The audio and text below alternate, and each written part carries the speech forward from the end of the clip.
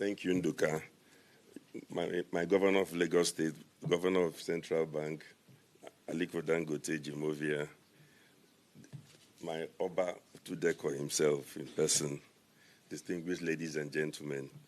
The first thing I'm going to point out is that when we are going into these groups, I just want to make a little comment about the limits of monetary policy, because the CBN governor slightly tried to allude to that, in the sense that we talk about a typical businessman faces, when he wants to do a project, thinks about risks and return. That risk-return equation, you want to tilt it in the direction of making many more projects viable, so you have a lot more investment. So there's a serious problem when there are some risks that nobody is touching, which are making projects costly and so on. And they cannot be touched necessarily by monetary policy. You can touch some of those risks with monetary policy, but it's a big mistake to try and fight every problem with money. Because some problems, you fight them with money, you worsen them and you compound the problem. So the next thing I'm going to point out is the governor mentioned that we brought inflation from 18% down to 11% and so on.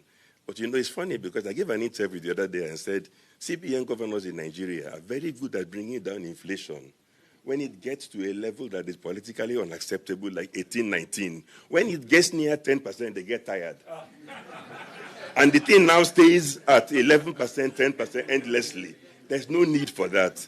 The same methods that brought it down to 18 from the 11 can bring it down to 5. Now, but it's true. Listen, there are some things in economics like bringing down inflation. Every write an essay and pass it. We've seen Brazil bring it down from this figure to 5% and so on. We can do the same. So why aren't we doing it? Let me explain some of the reasons why I think it's also doubly important that we bring inflation to something like 5%. See, when the governor spoke about exchange rate stability, he knows I'm in favor of that. In fact, if I may reveal a secret, when the exchange rate was 360, and I think one day he was talking and he was thinking of bringing it down to 355, I screamed and told him to hold it at the 360, because I thought that it would be a mistake to take it on a journey that you cannot sustain. So at 360, you could have stability, which we still have. But let me also explain what will threaten that stability. So let's not kid ourselves.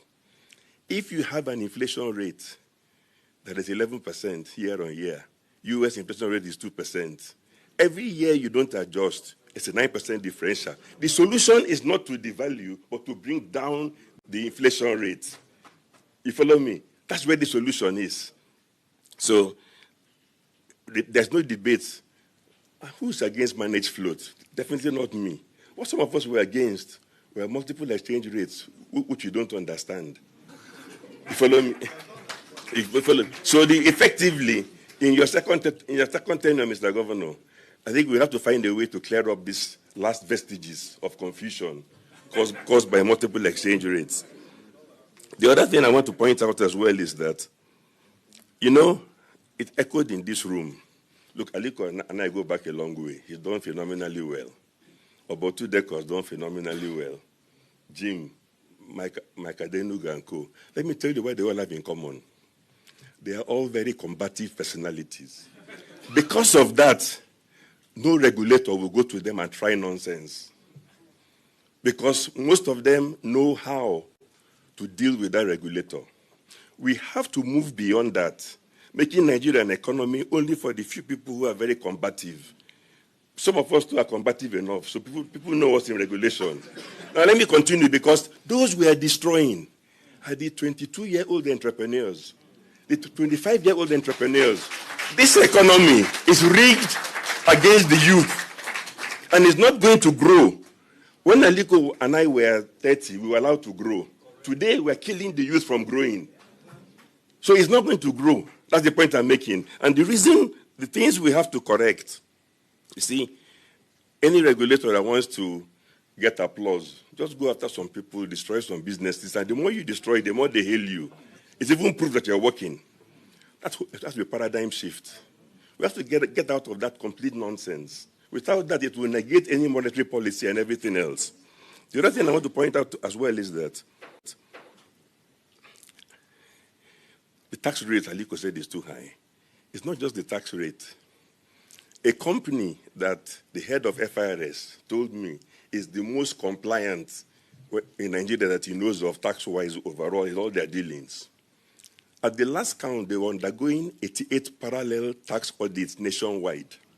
Every state government, everybody, I'm sure people like Aliko too are feeling it a little. But you see, but there's a big difference. No, when I say a little, let me explain. You know, I've been a businessman, I'm an entrepreneur myself.